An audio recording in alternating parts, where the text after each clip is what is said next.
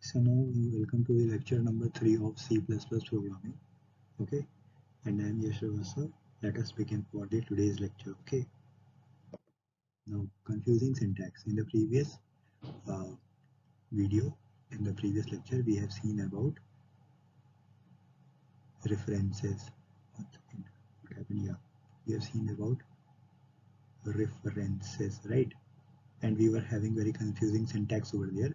So I am starting today with the confusing syntax so that in order to clear all of your doubts. So see here A and B are nothing but the variables with data type integer. Okay, this is what written over here. Then here what is written? Here should be a symbol of equal to. Okay, then integer data type C, which is equal to A into B. Okay, this is what written over here. Means the value of A into B will be assigned to this integer C. Okay, now what is written over here? This is not the sign of multiplication in this case. This is the sign of reference pointer. Sorry, this is sign of pointer, simple pointer. Okay, and that is equal to, again here must be equal to, this also should be equal to, this should be F. Okay, so this pointer D is equals to and A. I told you previously that it is nothing but address, getting the address of A. Okay, get the address of A over here. Okay, then C, integer, that this is a variable C which is integer data type. And now what is this? This is a pointer. Okay, here we are using it as a pointer.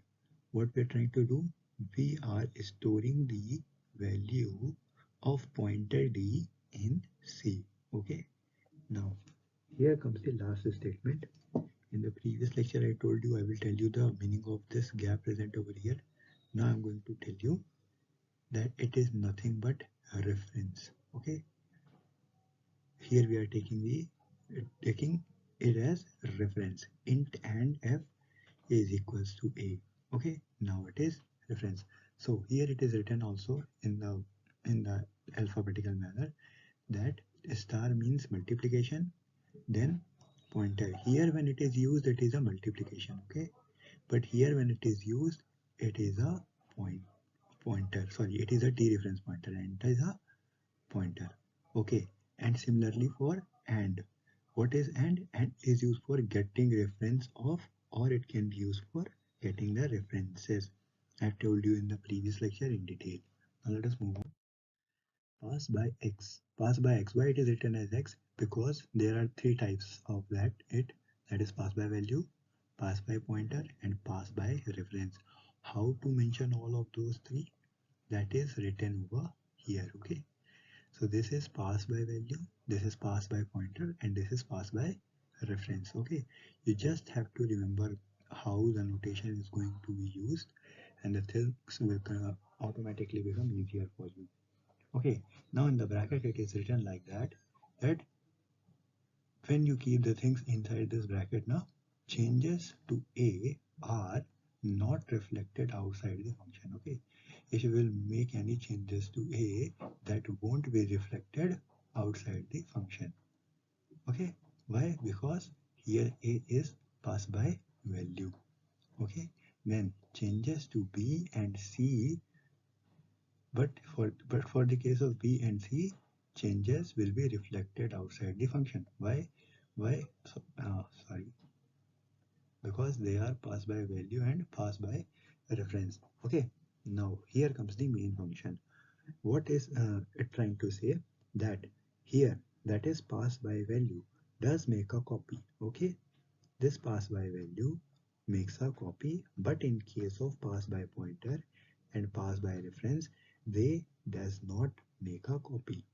Okay, here what is written? Pass by pointer and pass by reference are different syntax. Okay, these both are different syntax for what? For the same functionality. Okay, it means the functionality would be same, but they have a different syntax. Okay, writing different syntax, we are getting the same functionality, and that is what pass by pointer and pass by reference are. Okay, now namespace. What is this namespace? Okay, namespace is nothing but it is used for expressing logical grouping. Okay, that is what namespace is being used.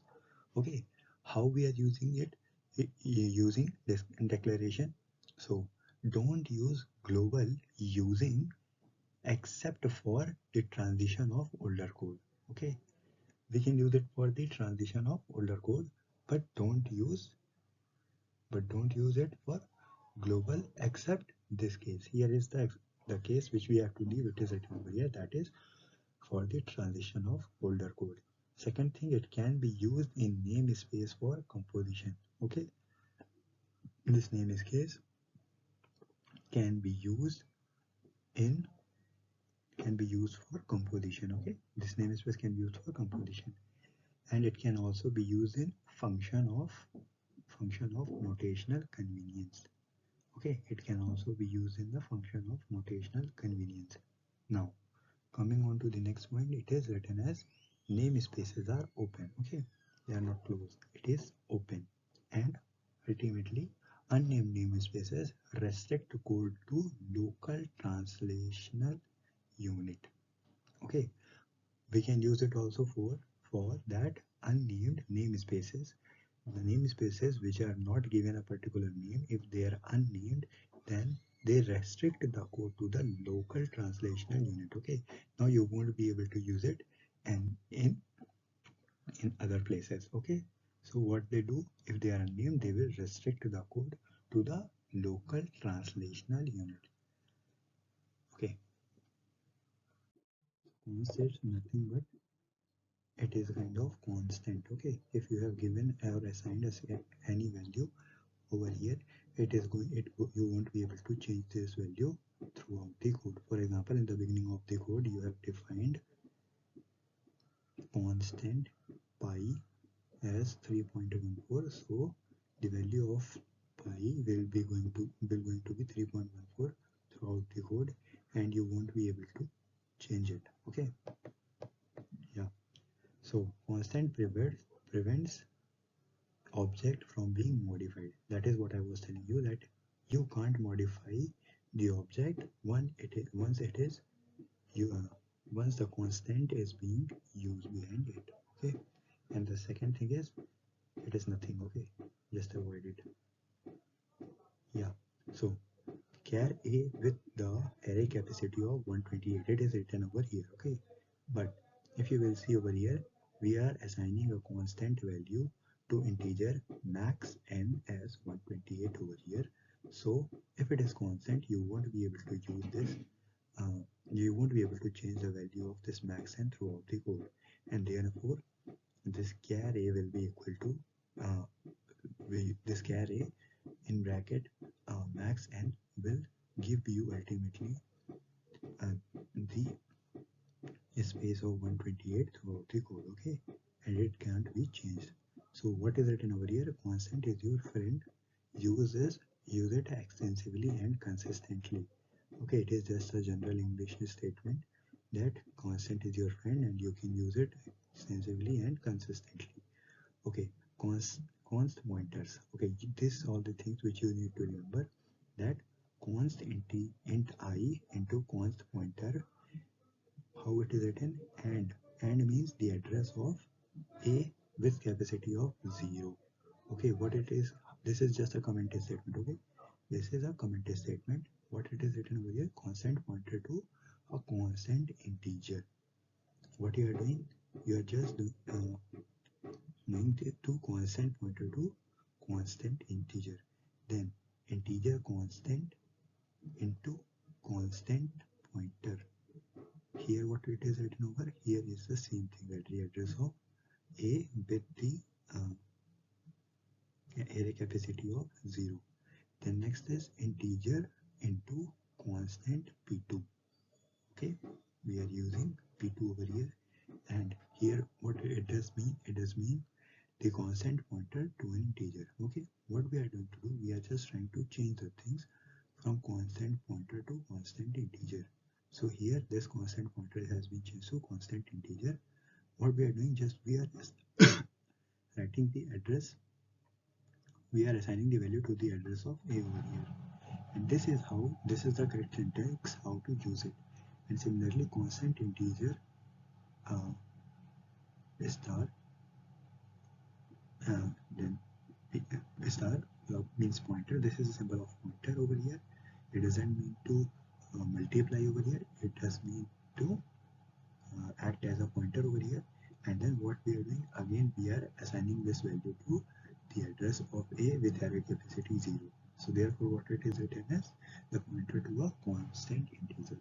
And finally the last statement, int constant, again it is a pointer, and this is the value of p2. What we are doing, we are assigning it to the address with zero cap, address of a with zero capacity.